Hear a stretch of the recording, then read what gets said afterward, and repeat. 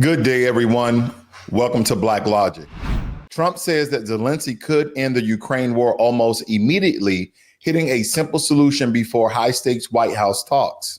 Over 500,000 Israeli flood Tel Aviv and other cities, demanding a hostage deal and ceasefire as war fatigue intensifies because at this point, there's been 60,000 people who have perished.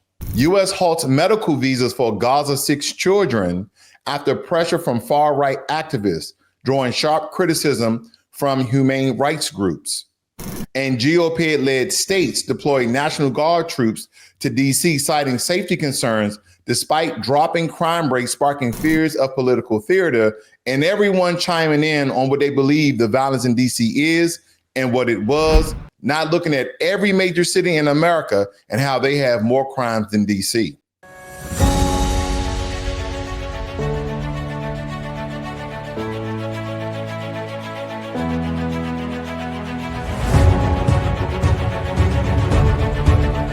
Well, there's quite a bit to cover here this morning, but no less. Today, Donald Trump took it a bit further, posting on Truth Social that President Zelensky could end the war with Russia almost immediately if he wanted to. Now, this comes just hours before a high-stakes Oval Office meeting with Zelensky and leading European figures.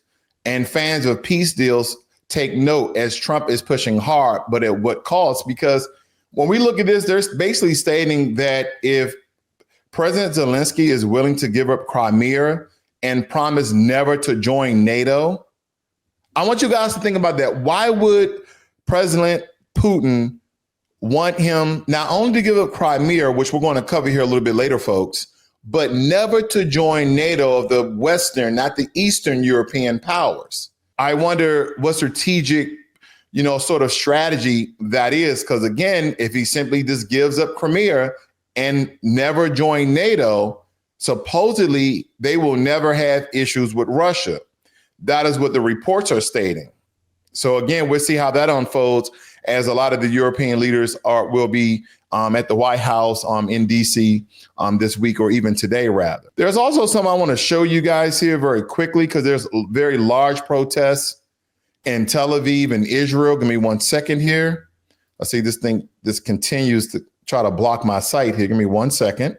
But as you see here on the graphic, ladies and gentlemen, that there was over 500,000 people in protest to end this unsenseless genocide of Palestinian people. Now, this site is really messed up, but again, this is in Tel Aviv that you're seeing these pictures here.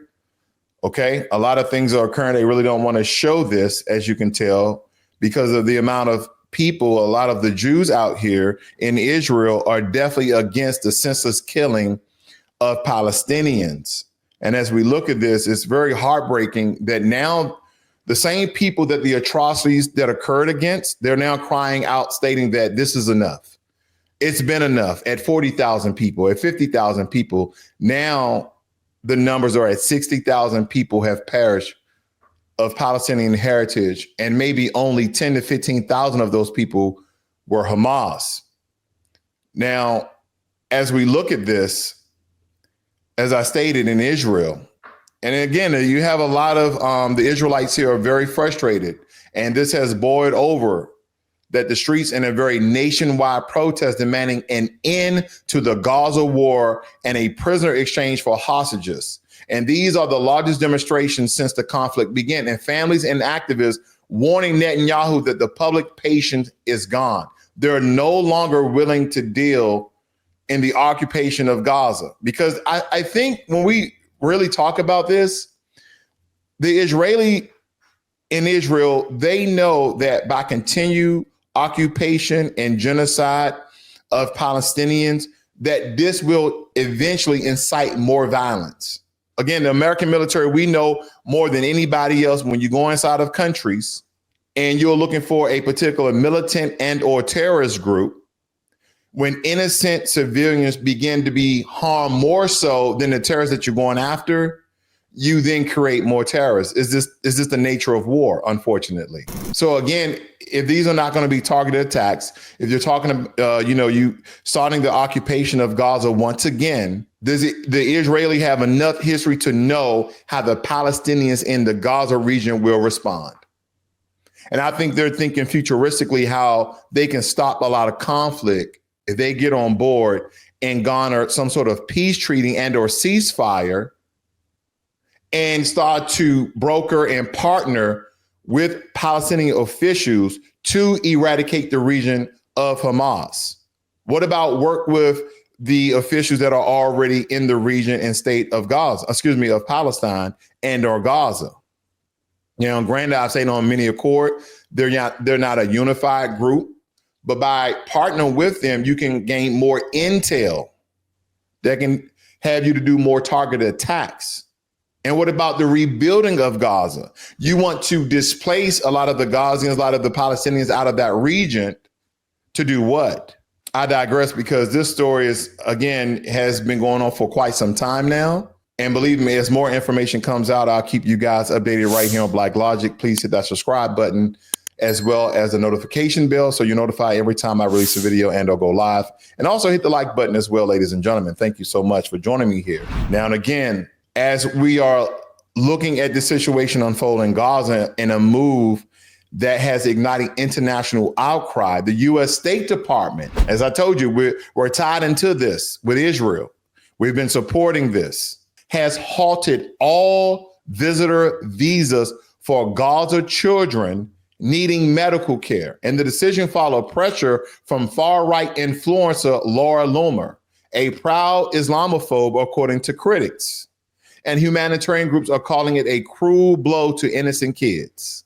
They said, no, we're not going to give any visas to children who need to come to America to get surgeries and or medical assistance. So we're not supporting innocent children who have, as you can tell in this picture, folks, unfortunately, have been dismembered. He has lost an arm as well as a leg due to this war between the IDF and the so-called Hamas terrorist group. And I mean so-called, meaning that 10 to 15,000 of them have already perished. And granted, there's still elements out there, but the attacks, unfortunately, according to the reports, have not been targeted. So now we have thousands of innocent people who have lost body parts, family members, and all other sorts of egregious things. They've lost all sorts of other egregious things. Now, I know you guys have been following this story in my hometown, Washington, D.C., because 3 Republican-led states, and of course, West Virginia, where I went to college, where they had so-called Klan members show up at that campus at one time. West Virginia Wesleyan College, that was one of the colleges I went to. South Carolina and Ohio announced they're sending hundreds of guard troops to D.C. at Trump's request. They're reportedly armed and meant to assist with patrols and crowd control amid our political climate suddenly labeled a crime emergency.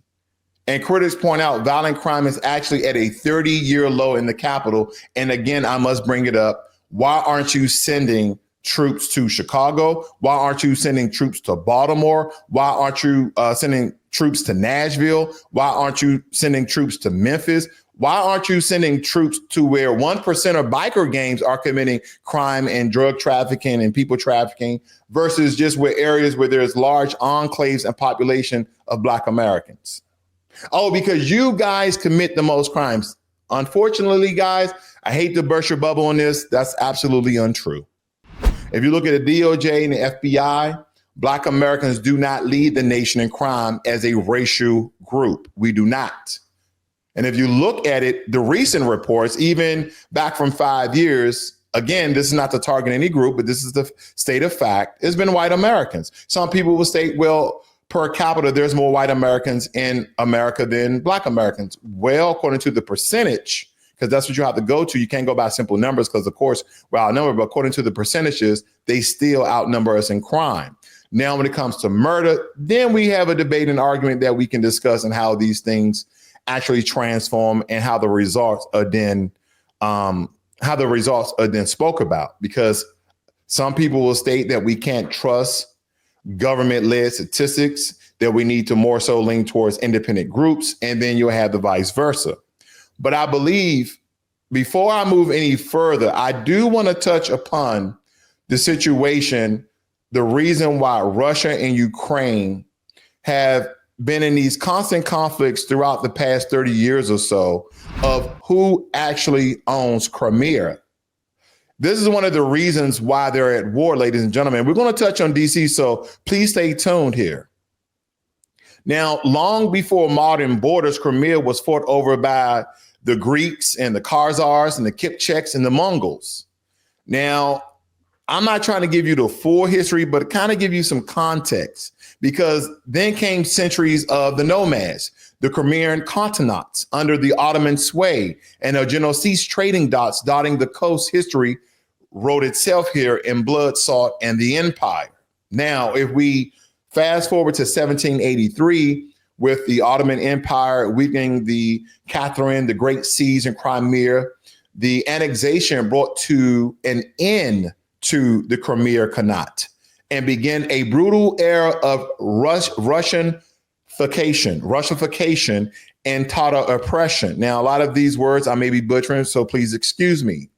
But this wasn't just land grabbing, it was cultural erasure, a shift in identity that left scars till we felt them today. And if we fast forward to 1954, when we had the Khrushchev transfer Crimea from the Russian SFSR to the Ukrainian SSR.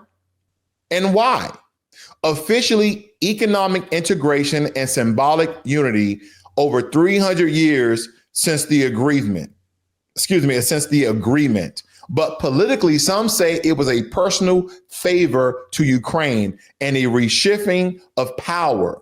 So whatever the reason, legal or not, that this transfer planted Crimea's modern soil, when the Soviet Union collapsed in 1991, Crimea became part of the independent Ukraine that was recognized by Russia and Ukraine and the Budapest Memorandum. So again, I think this is President Putin's way of trying to return to the way things once were.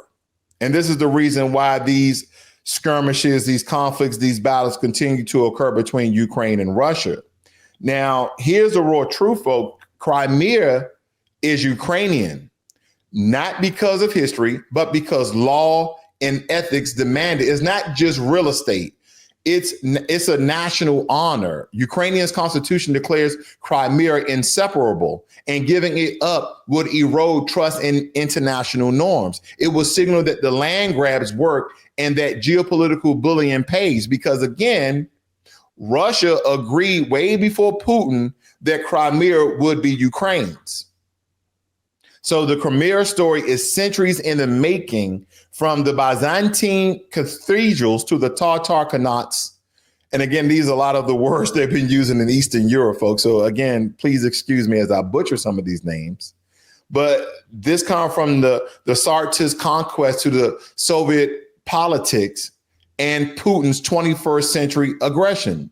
Now, for Ukraine, surrender isn't an option. It's a line in the sand. So that's why you haven't really seen President Zelensky move a bit giving up Crimea, because once you beg for peace by giving away your land, you teach the world to take more, meaning that first is Crimea, then is Kiev, then is another piece of Ukraine, and then here we are again at the Soviet Union, where Russia would then again embark on land grabs with Belarus, Poland, and other Eastern European countries. So again, that's kind of my quick 2 cents on that situation. And if we look at it historically, then you guys will probably understand that originally, okay, if we go far back as the late 1700s, at one point in time, Crimea did belong to Russia, but Russia gave it up to Ukraine. So again, in those regards, I digress, because I really want to touch on DC and how the National Guard is absolutely taking over DC. And they have already removed 3 entrapment camps of homelessness. My thing is, how do you crack down on homelessness without providing resources as shelters, okay, where these unsheltered people can then have a roof over their head and really have programs in place that can rehabilitate them so they can be working citizens of America? Because again, we're talking about American citizens here. Now, some of them have gotten their positions because of bad investments. Some of them have probably have some sort of addiction with alcohol and drugs. And I don't want to get into the addictions because, again, DC is still majority Black. I think it's 43% Black. Then the next population of race is white people, I think around 36, 37%. And then you have other people from different races, ethnics, and so on that live in the nation's capital. But Black Americans are still the majority population in Washington, D.C. But if not only we the majority population, but we're also the majority of homeless people in that area. And I don't want to get into COINTELPRO. I don't want to get into how the 3-letter and 4-letter agencies, allegedly the CIA, FBI, and other, again, infuse Black neighborhoods around the nation, even the nation's capital, with crack cocaine, with cocaine itself, and how, again, another tool in the white supremacy's tool bag to decimate, to devastate, and to delete Black people on a very, very large scale. Because then you'll have your white adjacent, you'll have your white supremacists, those who benefit from the system of white supremacy, the state, that, oh, you're just making excuses because people don't want to work and they strung out on drugs and this is what they want to do. See, if we look at the 2 drug epidemics in America, the crack epidemic and the opioid epidemic, the crack epidemic was a crackdown on thugs and drug dealers and gangsters and pushers. How did the drugs get into America? I digress. We already know that story. Again, I just said those 3 and 4-letter agencies. Number 2, who was pushing opioids and writing bad pharmaceutical notes? So drug dealers, drug pushers, drug promoters, okay, because you had a lot of these drug companies had representatives that go out and promote these opioids. And the majority of the population of people who were addicted to opioids were white people. But instead of having a criminal crackdown, incarcerating the doctors, the pharmaceutical companies, as well as the people who were doing the drugs like they did crack cocaine, they used government resources to assist these people with these addictions. You see, there is a duplicitous contradiction of the 2 drug epidemics in America. I digress, because I do want to go a little bit deeper on this, because if we begin with the origins of policing in America, yep, I'm going back. And then we emphasize that the first police system in the U.S. evolved from slave patrols, organized force meant to control and terrorize Black Americans in this country and not protect the citizens. This isn't a debatable footnote. It is foundational to American law enforcement, particularly in the southern states where it originally started. Now, believe it or not, Washington, D.C. is below the Mason-Dixon line, so it is considered the South, even though most people look at it as the North. And I want you guys to trace how early American policing mechanisms were rooted in safeguarding landowners and assets, not the welfare of Black or working class communities. And if we fast forward, today's aggressive policing in Black majority areas of DC reflects those origins, systems built to regulate rather than to uplift. So much for protect and serve. Protect and serve who? Who are you protecting and serving? Now, this is really not geared, okay, even though it encompasses the police and the National Guard, because, again, this is by the orders of the president. And we can really highlight how media and public energy center around these certain areas and how we have Gaza and Ukraine and the solidarity marches and the viral social posts and the fundraising campaigns for these countries and how American citizens support these other countries. And I speak about these all the time. Meanwhile, in Washington, D.C., Black residents face escalating militarization neglected by the institutions meant to serve them. We want to crack down on crime. Why is there high crime in the nation's capital? Why is there high crime in America compared to other European nations? Why? Again, the majority of the people in America, right, Europeans, they come from Europe. They're descendants of Europeans. So that's why, in some regards, America is a European nation. They're not located in Europe. I got it. But we understand the construction and the exception and how America was started. So I want you guys to really look at this. Because in this month, President Trump evoked Section 740 of the Home Rule Act to assume control of the Metropolitan Police Department, which is a historical first, and federalize them. He also deployed 800 plus and soon to be more National Guard troops that are coming from West Virginia, South Carolina, as well as Ohio. Now, as you see in one of these pictures, and I'll show this very quickly here, some of the troops are unarmed depending on where they are. This is the reflecting pool. Okay, you have the monument there that you see in the picture, and then on the opposite side, you have the Lincoln Memorial. But the streets of DC are now being militarized. And Trump framed the operation as necessary to quell crime,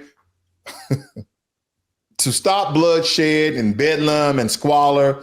But data shows violent crime in DC is at a 30-year low. I remember when DC was the murder capital of the United States of America. Now, that was some quite times ago. I believe that was in the late 80s as well as the mid 90s. Again, that's nothing to hang your hat on. A lot of senseless crime and unaliving of a lot of people. But we had a 30-year low, ladies and gentlemen. And we have other states and cities where higher crime, much higher crime than DC. Oh, it's the nation's capital. They should have zero crime. No country in the world has zero crime. No nation's capital, no country's capital have zero crime. But it's just way too much. And critics label this federal intervention as political motivated authoritarian overreach. Now, in alignment with this crackdown, the Interior Department adopted a no tolerance policy for homeless encampments in DC.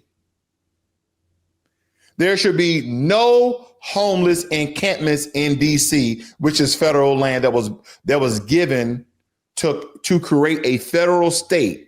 Land by Maryland and land by Virginia was given. That's why on a lot of accords, when you're traveling in the DMV area, DC, Maryland, Virginia area, some areas in Maryland, you have to go through DC to get to Virginia and vice versa.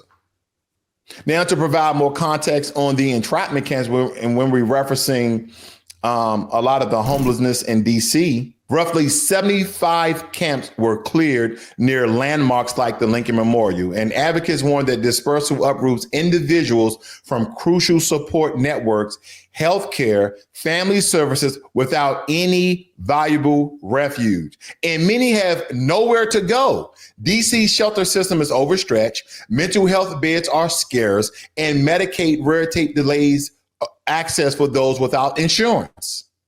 This is why they are in these areas, unfortunately, to beg, to ask tourists that can't come to DC for money so they can feed themselves. And some of you, again, I know you're going to say, oh, to get more drugs and more alcohol. Okay. I'm pretty sure that's what some of them are doing as well. I'm not oblivious.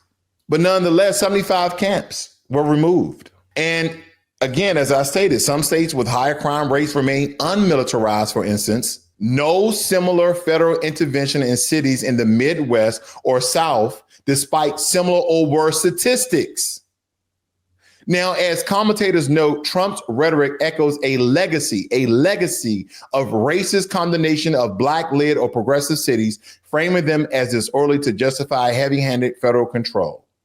And I know what some people are going to say, oh, this is not racial. President Trump has taken picture with P. Diddy. No Diddy. He's taking pictures with Jay-Z, and he's talking about all these famous people. Famous people always take pictures with other famous people who are rich. Okay. And a lot of these pictures were taken at parties and events. But now we're looking at President Trump on a national scale. And the reason why I stated that it's difficult for him to do this is because other places have autonomy from the federal government in some regards, because they have senators, they have congressmen, they can go to the Supreme Court to stop any takeover of jurisdictions from President Trump. And he knows this. So again, when I look at this, when I look at the takeover of the nation's capital, and then I look at the amount of foreign aid that's given to other countries, and the contrast of how billions flow to international causes, even as DC's Black communities face housing crisis and systematic negligence. The displaced need permanent housing, mental health care, job opportunities, and community investment, not patrols and show of force tactics. See, we can rally for the world, ladies and gentlemen. And that is what we've been doing for a very long time. We've been rallying for the world. We've been speaking out against the atrocities against Ukraine and Russia. We're talking about how, the Palestinians in Gaza are being treated by Israel, and how those things need to stop. Even the citizens of Israel are now crying out. So we can rally for the world all we want. But what about here in the United States of America? We can fund war-torn nations and help them to rebuild. But what about the Black hearts and homes of people in DC? See, I believe it's time that we care just as deeply and more about who we already are. Whatever happened to America first? Maybe I need to modify just a little bit. Maybe just a little bit, ladies and gentlemen. I'm trying to figure out, how would I modify America first? America first, except when it includes Black Americans.